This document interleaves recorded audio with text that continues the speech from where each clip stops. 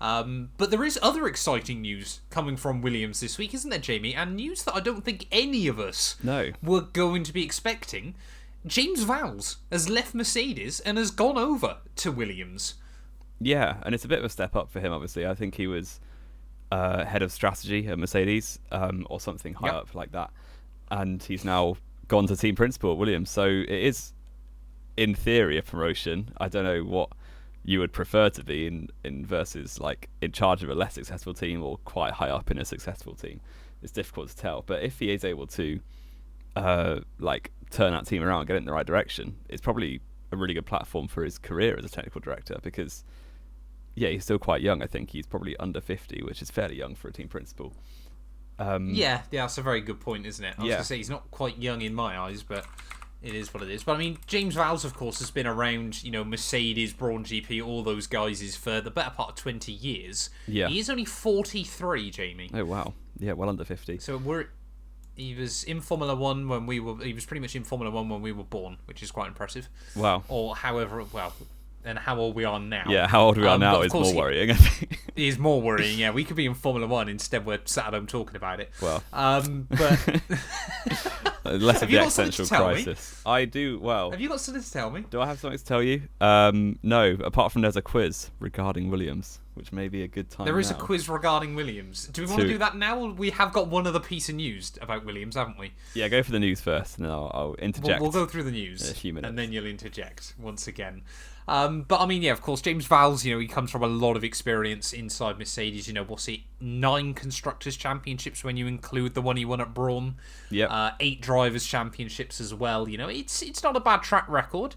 I think Williams will be quite a big step up, but honestly, for them, I feel like it's probably a really good move. Of course, it's go one of two ways, won't it? Either he'll be able to sort of bring a lot of what he's seen as made Mercedes very successful to Williams, or I'm a bit worried that it'll be a bit like the last big name that went from Mercedes to Williams, of course, that being Paddy Lowe, and that pretty much ended before it began, didn't it? Yeah, he was put on gardening leave fairly quickly, and then never really came back. So hopefully, for Val's sake, it's not like that, and it will go better than what happened to Paddy Lowe. But I think for Mercedes, obviously he gets a lot of criticism for the strategies that Mercedes pull off, but generally Mercedes have been quite okay at strategies. It's just, the Valtteri, it's James stuff is about James Vowles. All of the missed opportunities to undercut when he had a 2v1 in 2021 all the time last year.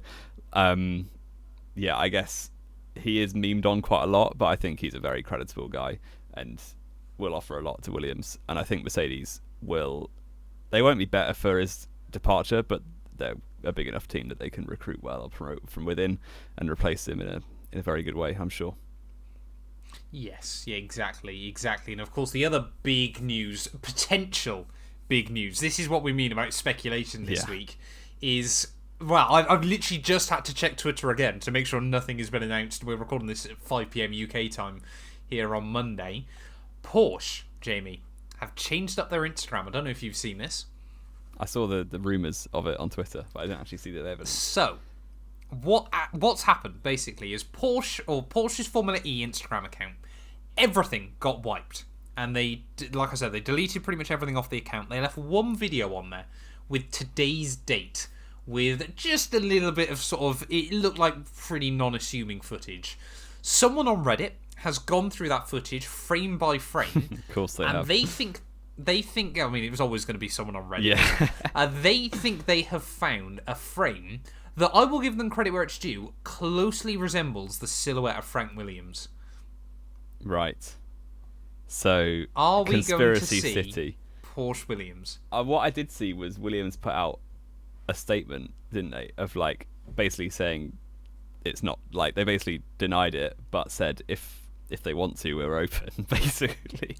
Which yeah, it's a bit weird. It's kind of like there wasn't really much rumblings. Like it was a very, very minor piece of conspiracy off Reddit. So F1 teams are very within their right to just ignore it and move on if they wanted to. Williams have clearly drawn attention to it when it didn't really need to, which makes me think there may be some truth to it. This is what I was going to say. Williams were quite clever with the wording of that statement. All they said was Williams was not up for sale. Never did they mention they won't sort out an engine deal. Yeah. Never did they mention they won't take on big sponsors.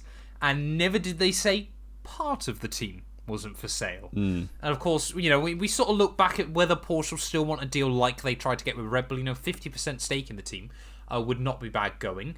And there's even a third wheel to this little love, whatever we're going to call this.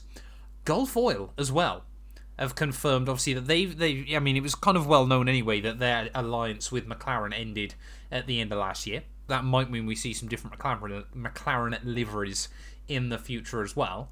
Could we get Porsche, Williams, Gulf Oil? I mean, have you ever seen some of the old Gulf Oil Porsches? They are I have, yeah.